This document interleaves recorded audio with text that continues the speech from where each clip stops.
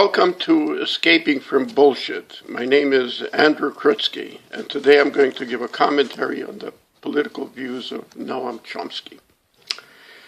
What I have to say about the political views of Chomsky is not to challenge anything he says. It is to point out some of the things which he does not say or stress. He writes from a moral point of view. Practically, this is the point of view of the United Nations, to which the United States government has subscribed. And the greatest immoral act for a country, from an international perspective, is to conduct acts of aggression. Most of Noam Chomsky's political writings are detailed accounts of the history of U.S. government's aggressions, overt and covert. Chomsky looks for an explanation for this aggressive behavior on the part of the U.S. government. His claim is that the government is in the hands of oligarchs, specifically corporations, and the business of the military, industrial, financial complex is to make the world safe, that is soft, for American business. Chomsky's political activism started with his protests against the Vietnamese War. And since then, his criticism, that is condemnations of U.S. government acts and policies, has become quite extensive. The aim of global capitalism, spearheaded by U.S. corporations, is to create all sorts of tensions and conflicts in the world. The last one was with the Soviet Union. It was called the Cold War. Then there was a war against drugs. Now there is this war against terrorism. These give justifications for the U.S. policing the world. Presently, the U.S. has built up a global military presence through some 1,000 military bases around the world. This war against terrorism and the intransient support of the Israeli government has created the Islamic blowback through wars and interventions in the Middle East. The other support of global capitalism was the loosening of controls over financial markets.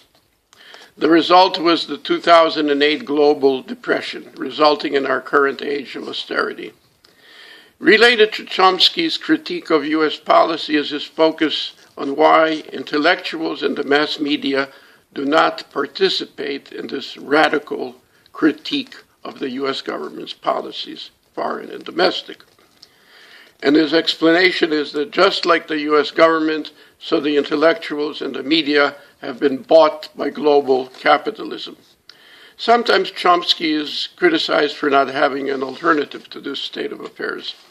Well, such a criticism is completely wrong. Chomsky is a self-conscious anarchist, or as he prefers to say, a liberal socialist. And he even is more specific in calling himself a syndicalist. This means, first, from an economic point of view, that he is against capitalism. He is for worker-controlled enterprises, somewhat in the style of an Israeli kibbutz.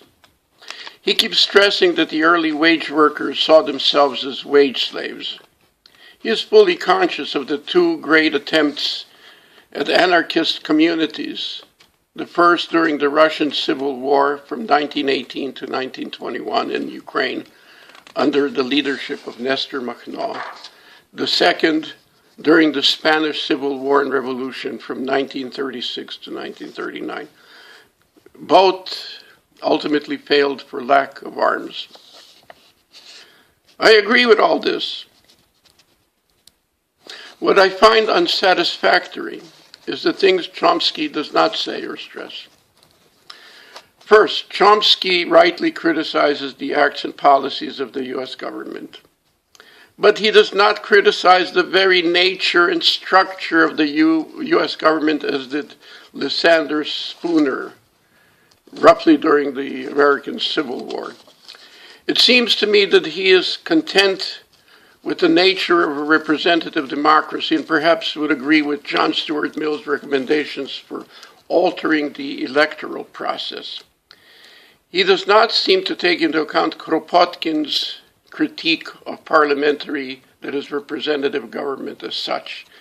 He is, of course, aware of Council Soviet-style governments. He mentions Anton Pannekow, but does not push for it. Even if such a proposal for council government under the present circumstances perhaps is utopian, he could realistically, for example, give Switzerland as the better form of a representative democracy. The Swiss form of government is, like the US, a federal, bicameral, representative democracy. Chomsky, like many others, justifiably criticizes Trump as a poor pick for a president, and incidentally, he criticizes all US presidents. But he does not propose a Swiss-style federal council. He does not criticize the office of a president as such. I find this odd. I find this odd because it is almost a priori certain that a president or any single person in authority can be bribed and threatened. As I see it, giving power to a single individual in whatever capacity is the source of corruption. There should be a name for this as a principle of politics, namely, if a person can be bought, he will be bought. So, my recommendation is to make all decisional offices into councils. Switzerland does not have a president, a prime minister, or a chancellor, but a federal council of 7, which collectively constitutes the executive office. Chomsky should be recommending councils instead of presidents, governors, and mayors. Second, the grip of the federal constitution, as I see it, can be broken, not by amendments, but by secession of the states. I know that Chomsky is for self-determination of various groups, Palestinians, Kurds, the Basque, Catalonia, etc. But I don't know if Chomsky is for secession of the American states. Third, Chomsky is totally alarmed by the ecological disaster we are heading towards. He is for curtailing carbon emissions. But the main reason for our ecological plight is the necessity of industry to satisfy the needs of an ever-growing population. This overpopulation is not only contributing to pollution, but it is also a factor in the migrations from a devastated Middle East and Africa, which are overwhelming Europe.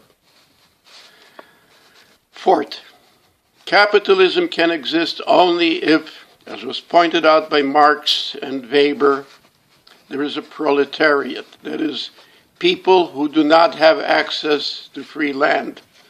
In the United States, there never existed a legal free access to land except for the Homestead Act of 1862. But even if land is acquired, there are property taxes. Such agrarian policies force one to seek wages, hence, as Chomsky notes, creates wage slaves. Unfortunately, I don't find in Chomsky recommendations for an agrarian reform.